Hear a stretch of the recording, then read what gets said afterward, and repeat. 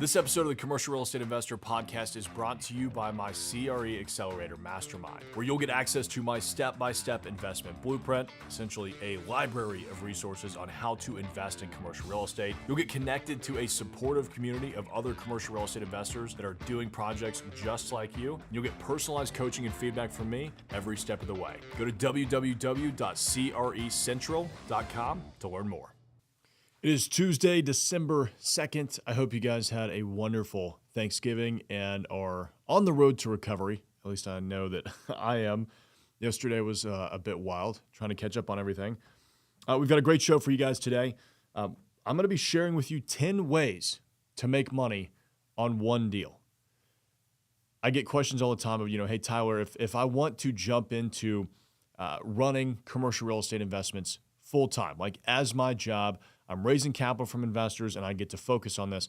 How do I keep the lights on, right? Because I'm not going to get paid for my equity for 3, 4, 5, 7 years, depending on what kind of project we're doing. Well, I'm going to go through 10 different ways that I have made money on one deal. And you're not going to be able to actually make all 10 ways work on every single deal. It depends on the type of deal that you're doing. But we'll break those down. We'll do a sample deal as well so you guys can see kind of what that would look like. This past week, catching guys up, actually, this is office hours. Guys, if you have questions on commercial real estate, if you have deals you would like to review, you are curious about how to get started, whatever it is, that is what this show is for. We go live every Tuesday at 8:30 a.m. Central Standard Time to answer those questions. We'll be diving into some comments and questions on the channel from you guys today. If anybody is joining live that would like to have a conversation about something that they have in mind, feel free to drop that in the live chat and we will get to it.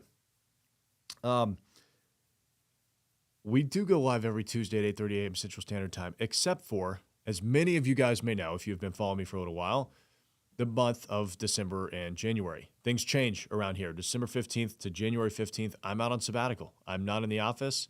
I don't respond to your emails. To be fair, I don't respond to emails during the rest of the year either. I'm not a big fan of email. But I highly recommend doing that. Look, commercial real estate really slows down this time of year. December 15th through January 15th, nobody's really doing anything. You've got the holidays, but it's also the end of the fiscal year. You have most companies are trying to reconcile the 2025, or they're trying to plan for 2026. There's just not a lot of activity that's actually going on. This time last year, we were actually closing a deal on December 31st, which you guys know I'm not a fan of. Fortunately, I don't have to deal with that this year. So it is just me, and I'm taking my sabbatical. I'm actually going to Japan and South Korea for 3 weeks. It's going to be a lot of fun. My wife and I, big news, got married last week, a little over a week ago. So we're going to go take our honeymoon in Japan and South Korea. So it's going to be a lot of fun. We wanted to pick a place that was drastically different from what we're used to, and we've got a lot of plans for that 3-week period. We are going to be moving practically every 2 days. So we're flying into Tokyo. We're going to be hitting up Kyoto, Osaka, a couple of smaller mountain village towns. It's winter, so we want to see the snow. We want to see the mountains. We're going to be flying into Busan in South Korea. We'll check out Seoul and then go to some smaller towns there as well. So really looking forward to it. The coolest thing ever, this is what I'm most excited about, to be honest with you. We won the lottery to go to the tuna auction. How cool is that? You can't just show up to the tuna auction.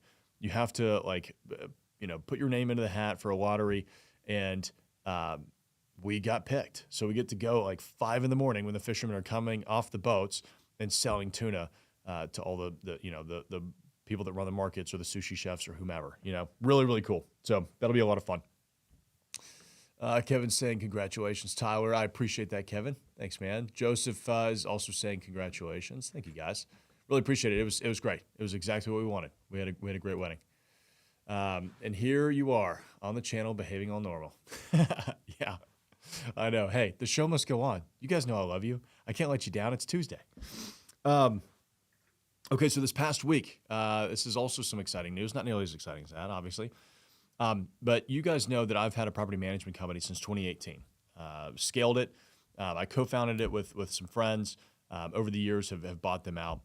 And it was just me. and we scaled it to well over 2 million square feet in commercial properties under management, both managing our own assets and third party.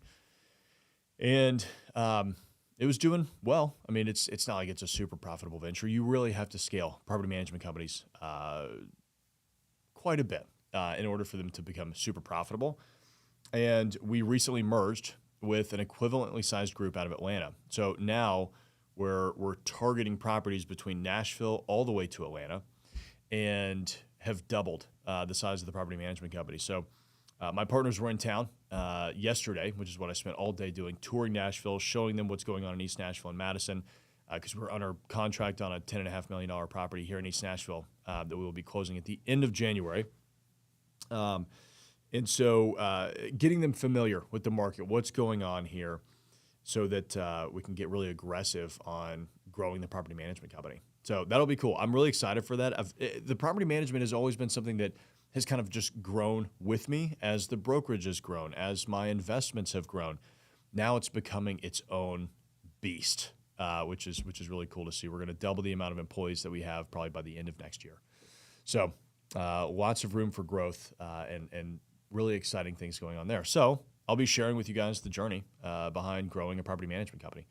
I'll tell you, it's not been fun so far. It hasn't been bad. It's just not like, it's not my full-time focus, and you really have to full-time focus on that to make it a worthwhile adventure.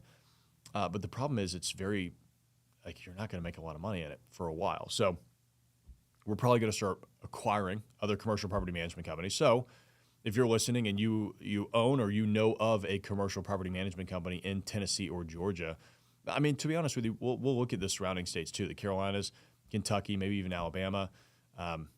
We probably won't go towards Mississippi, Arkansas. It's probably too far out of our realm. But really in the Southeast, we'd be open to considering either an acquisition, merger, something like that, and growing what we've got going on here. So that was a lot of fun having them in town because I love showing off East Nashville and Madison and what's going on around here. It's always really cool to see people see it for the first time, because it's a really fun, interesting couple of neighborhoods. So, all right, let's go ahead and dive into 10 different ways that I make money on any given deal. And I'm going to break this down so that you guys can do this as well. All right.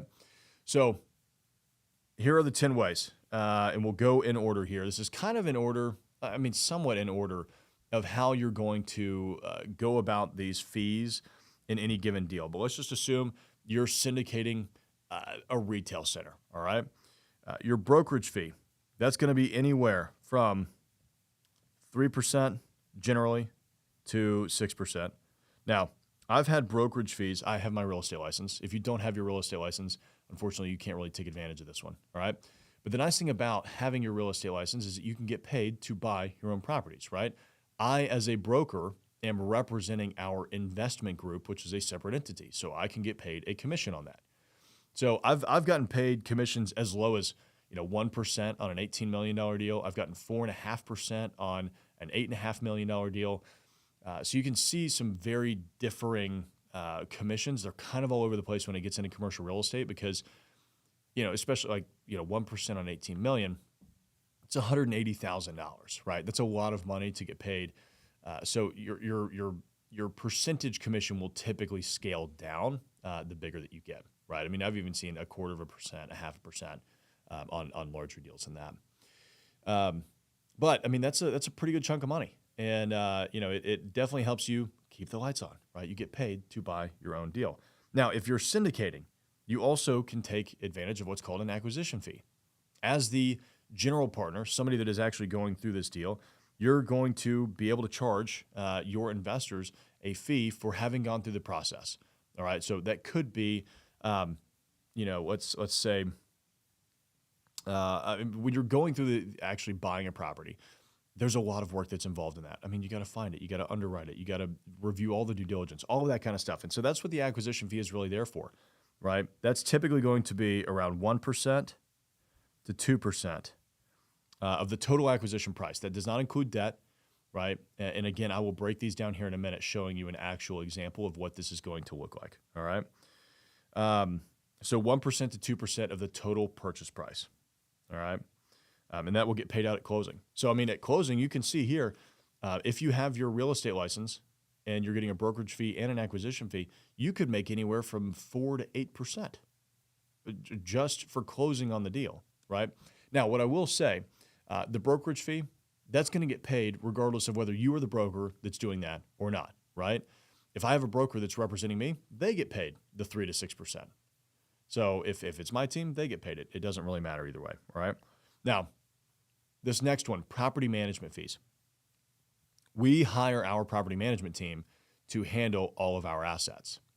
However, we only charge market rates. I will not discount those fees. We do not charge any more, all right? The big reason behind that, and I have to emphasize this, I will be the first one to suggest firing my team off of a deal if they are not performing, because I have every incentive in the world as a general partner.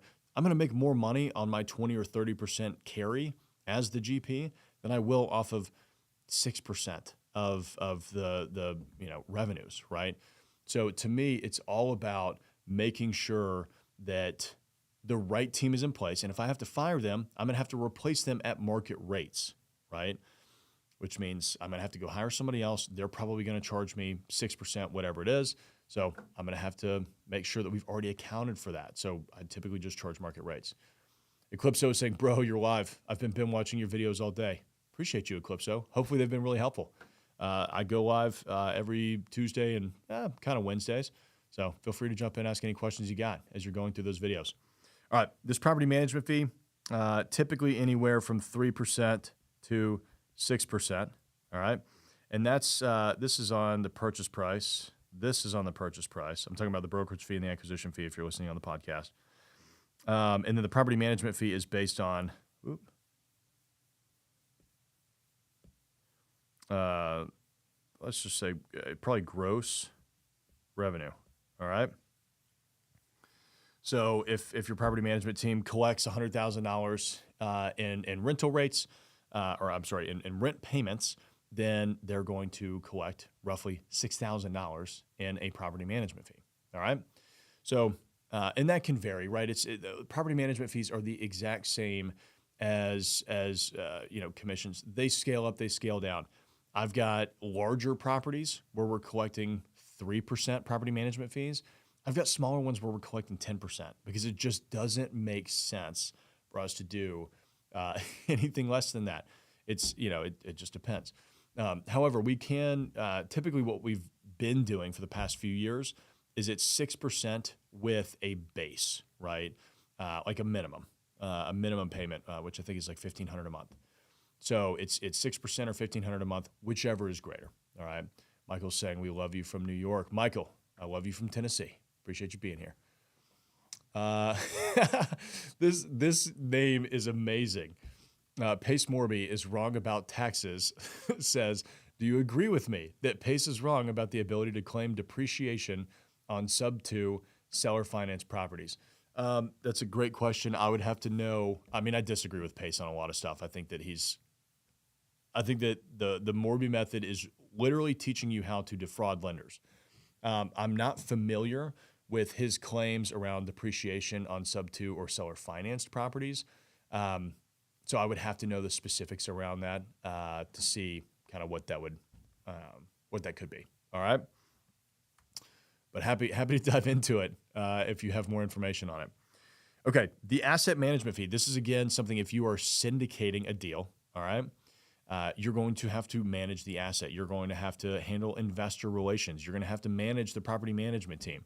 You're going to have to, prepare K-1s or at least oversee all the K-1s, all right? And so this is typically 1% to 2% of the gross rev as well, right? Gross revenue. Okay. Now, I have seen asset management fees based off of the total equity raised, and that can be more common in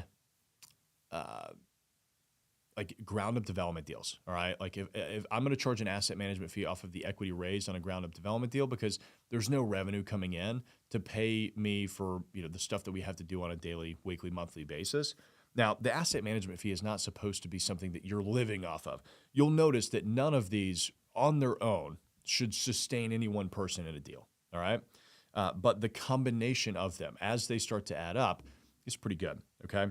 And like I said, here in a couple minutes, I will break this down doing a sample deal, and I'll show you guys what this could actually look like. All right, so if you are developing a project, right, like you're project managing it because you are the developer behind the deal. Doesn't matter if you're syndicating it or honestly if you're doing it yourself, you can charge a development fee. My development fee, whenever I'm working on projects, is almost always 5%. Now, this will scale down as well. It could be 3%. But it can also scale up. It could be 7%, right? If it's a much smaller project, I just kind of look at the minimums, see what it looks like, all right? That development fee, 5% off of the total project cost. So I keep hitting the erase button. Let's do this. Project cost. So it's really your construction, all right? That doesn't include the acquisition price, right? Because as a developer, you're not overseeing that. You think about everything that you're going to have to project manage as a developer. That is what this fee is going to be based off of. So you're managing the architect. You're charging 5% on the architectural fees. You're managing the construction. You're charging 5% on the construction fees. You're handling the engineering, whatever it is, all of that falls under the developer's purview. And that is what you will be charging 5% on. We collect that on a draw basis. So whenever we submit to our banks for a draw from our construction loan, that is where we bake in our 5% development fee. All right. Then we've got a leasing fee. I've got my brokerage team that handled the acquisition on the front end. They're also going to be leasing up the units on the back end. So this again will be another 3% to 6%. All right. And that'll get paid on the total lease value, all right? So basically what you do is you take the total lease value over a 5-year period and or however long the lease is, right? You might sign a 10-year lease, you might sign a 2-year lease, whatever it is. The total amount of rent payments that will be made over the entirety of the term, they get paid 3% to 6% on that. They're usually small. Leasing, it depends on how big of a deal you're doing. If you're signing a 50,000 square foot tenant at, $8 a foot for 10 years, that's going to be a pretty great lease. But generally the types of deals that we're working on, we're talking about a 3-tenant strip center, right? That's got a 2,000 square foot vacancy. It's going to be a $8,000 lease, right? It's, commission, it's not going to be huge. Disposition fee, as the asset manager, as the general partner, you have to prepare a lot of information in order to go through a sale. And that includes, all of your paperwork, getting all of your financials pulled together, making sure all the accounting, the due diligence folder, everything is there to give yourself the best possible look for a buyer. All right. It's a lot of work. It really is. However, you don't charge as much as an acquisition fee, because it's not nearly as much work as the acquisition, all right? Generally, my disposition fee is 0.5%, all right, on the sale price. That's where that comes out to be, all right? And then, of course, look, on the back end, you're selling it again. So you have a brokerage fee that's anywhere from 3% to 6%, as we discussed earlier, on the sale price, all right? So you get to represent the buyer on the front end, you get to represent the seller on the back end, right? That's exactly what any commercial real estate broker would love to do and can make an entire career off of forever and ever, right? You get 2 clients, 2 deals out of 1, basically, all right? And then, of course, we've got our equity. This is typically anywhere from 20% to 30% of the total deal.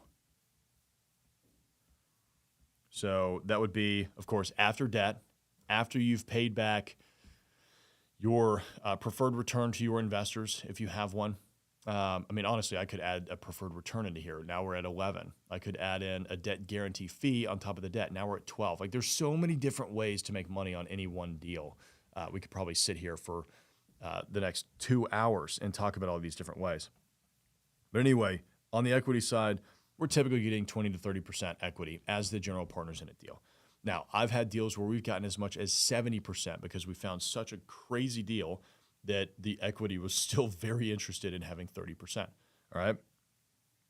On my hotel, we have 40% because I needed the extra 10% because I have to put a damn business together. Like we're actually running a business, right? It's far more labor intensive on my end than it is buying an absolute net retail center. All right. So that's generally what you see. I've seen general partners go as low as 15% equity. I don't know why you would ever do that. I would never go below 20%. It's not worth me getting out of bed. Like your investors also want you to have enough skin in the game and enough upside so that you go and make it happen. You typically don't see more than 50% for the general partner. I would say 20 to 30%. 99 times out of 100, that's what you're going to see on a syndication. Let's see. Let me catch up on some of y'all's comments here real quick. Kevin is saying, I always thought that property management fee was a flat fee based on the property. No, Kevin, it can be. It certainly can be. But it's the reason that you want to base it off of a percentage is revenues collected, right? So your property management is actually incentivized to make sure that they're collecting the damn rent. Because otherwise, if it's just a flat fee, it's fine. That tenant always pays late. We're not going to worry about it. Well, if they're getting paid based off of the rent that they're actually bringing in, they're heavily incentivized to make sure you've got your check. Robert's saying, good morning and congratulations on the nuptials. I appreciate it, Robert. Good morning, man. Good to see you here again. Pace Morby is wrong about taxes, is saying IRS section 465 prevents doing so due to the at-risk rules. Pace Morby has blocked me. That's hilarious. That wouldn't surprise me at all. He doesn't seem like the kind of guy that would really want to jump into the discourse. His assistant actually mistakenly, this is a total tangent, but his assistant reached out to me one time, trying to get him on the show, and clearly had no idea that I had done a video breaking down how he was defrauding lenders with the Morby method. And I sent her that video. And I was like, hey, just so that you're aware, like I want you, this isn't a gotcha show. I want you to be fully aware of what Pace is going to be walking into if you really want him to come on the show. She thanked me and I never heard back from them. So it is what it is. Kale says, what's the best loan option for commercial real estate? I'm trying to leverage my business credit cards to purchase an asset. Well, definitely don't use your credit cards to purchase commercial real estate. That's a terrible idea. That's like entering Dave Ramsey land over here. It makes me want to say, what are you doing? Or however Dave Ramsey talks. I don't know how he talks. I don't listen to Dave Ramsey. Kale, here's the thing, man. Go raise capital from investors. Go secure debt. Do it, raise 30% down payment, get 70% debt, make it, easy on you. Just go to a traditional loan, right? If you're unable to do those things, then commercial real estate is probably out of reach for you right now. That's not to say it 100% is. You can always get super creative. I've bought tons of deals with no money down, but I know what I'm doing. I really know what I'm doing. And so you have to have that skill set. And we've got tons of videos on this channel, man, that'll teach you exactly how to go through this entire process. All right, let's get back to these fees. So let's see here. Debt. Debt is one of those ones that's, again, not every deal. I'm actually about to put a loan on one of my properties personally. This is not going to be traditional bank debt, right? This is basically a hard money loan, a mezzanine loan, right? So generally what I see here is about a 12% interest rate on the balance, whatever you're putting out there, all right? So, in theory, if you have enough cash, like we have a member of the Accelerator Mastermind who did this on his own property. Instead of paying 100% cash, like I thought that this was brilliant. Instead of paying 100% cash for a deal, he put 30% down, and then he gave himself 70% debt at an interest rate. So he structured it as debt and equity, which I thought was really cool because it's a really interesting way to do it. You're still making payments. He had two different entities set up. I like it because then you're making money on your money. There's a lot of tax reasons and benefits for doing so. So anyway, there you go. There you have it. Those are all of the different ways that you can make. This is just 10. And like I said, as we were going through the list, I could probably add 2 more. But brokerage fee, acquisition fee, property management fee, asset management fee, development fee, leasing fee, disposition fee, brokerage fee, equity, and debt. Now, let's get into a sample $1 million deal. Your brokerage fee on that is going to be anywhere from $30,000 to $60,000. I mean, come on. You've made enough money right there, right? That's pretty wild, all right? Acquisition fee, that's going to be anywhere from $10,000 to $20,000, all right? So right there on the front end, you've made your money for the year. This is off of $1 million deal. I want to emphasize this. This is a $1 million deal, right? You don't have to go massive in this world to make enough money to get by, all right? This is a $1 million deal. Property management fee. Let's say that this is a 10% cap rate deal, so we're bringing in $100,000. Let me write this up here. 10% cap rate. So that's $100K net, all right? Your property management fee is going to be $6K a year, all right? That's at 6%. Now, if you bring in the $1,500 minimum per month, if we run the math on that, what is that, 18 grand? So it might end up being a little bit more, right? It completely depends. But let's assume for now that it's just going to be the 6%, all right? Your asset management fee, again, like I said, these are not supposed to be something that you're living off of. Your asset management fee is going to be anywhere from $1,000 to $2,000 for the year. You can see that's literally just to cover costs, all right? Development fee. Let's say that we're going to spend $500,000 on fixing this property up. Well, 5% of $500,000 is 25 grand. All right?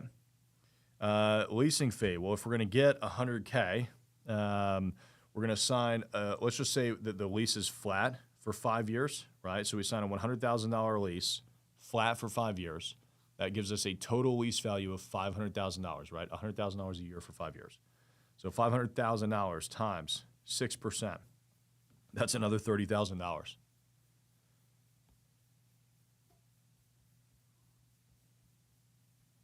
All right, disposition fee.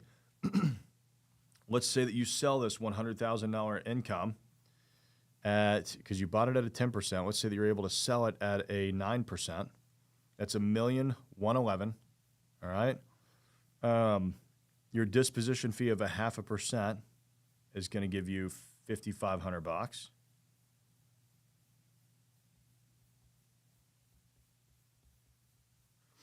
Your brokerage fee. Oops. Sorry, I'm running the math on my calculator while I'm doing this. Your brokerage fee, let's just say it's anywhere from 3 to 6%. Is going to be $33K to $66K. All right. Okay. And now we increased the value by $111,000. We're going to have some fees in there, of course, right? Like we just paid a $33,000 commission. So let's take $111,000, right? That's the above and beyond what we bought it for. We bought it for $1 million. We're selling it for $1,111,000. So $111,000 minus. Let's just subtract the full $66,000.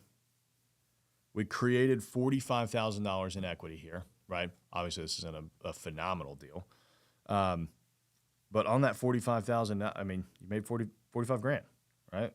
Let's just assume you didn't bring any investors to the table. You don't have to split that.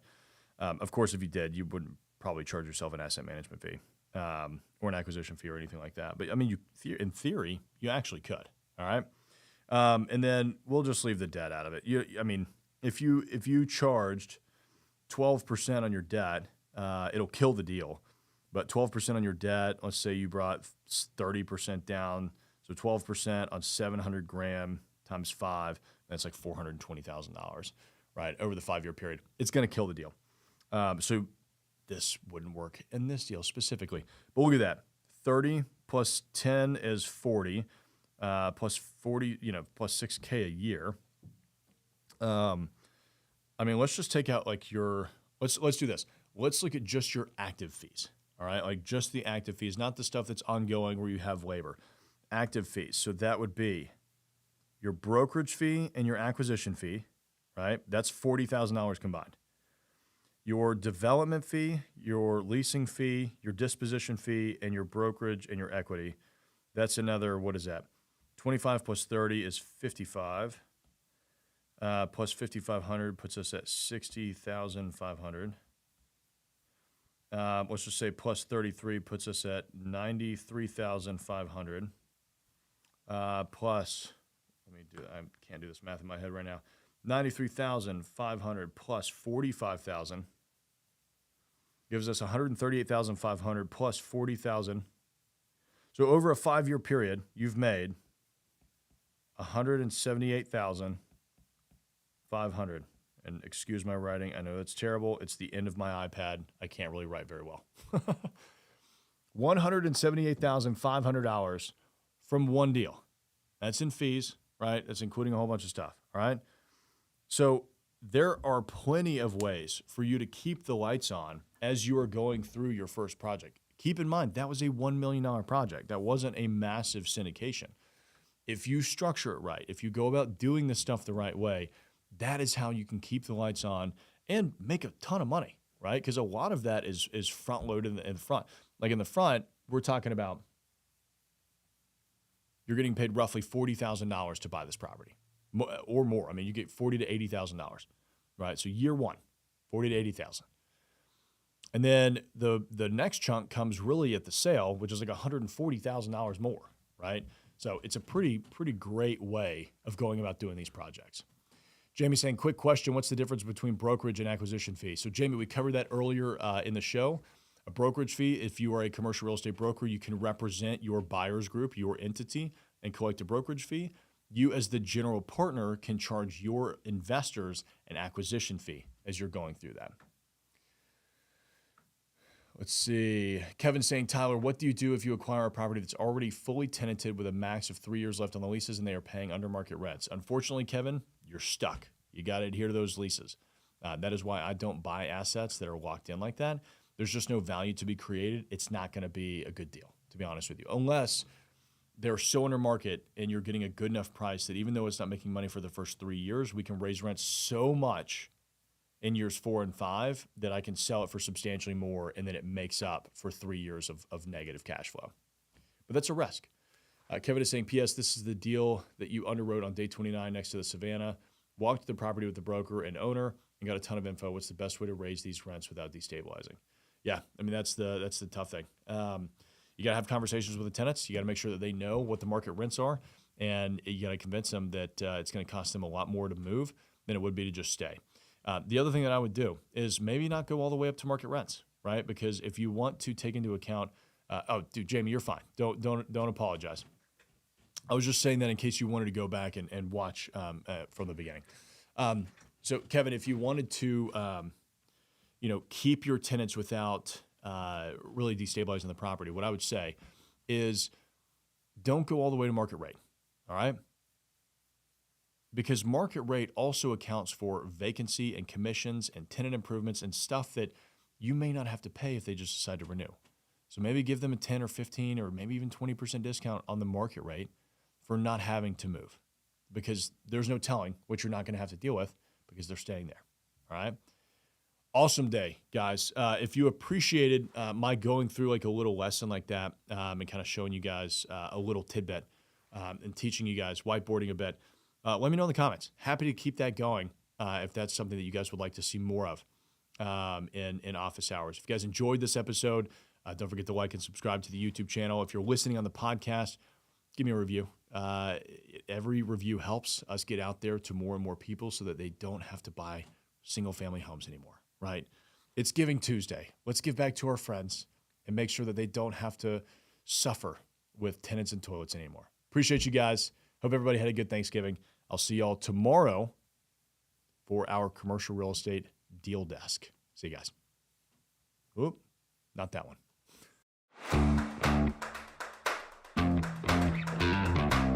This episode of the Commercial Real Estate Investor Podcast is brought to you by my CRE Accelerator Mastermind, where you'll get access to my step-by-step investment blueprint, essentially a library of resources on how to invest in commercial real estate. You'll get connected to a supportive community of other commercial real estate investors that are doing projects just like you. You'll get personalized coaching and feedback from me every step of the way. Go to www.crecentral.com to learn more.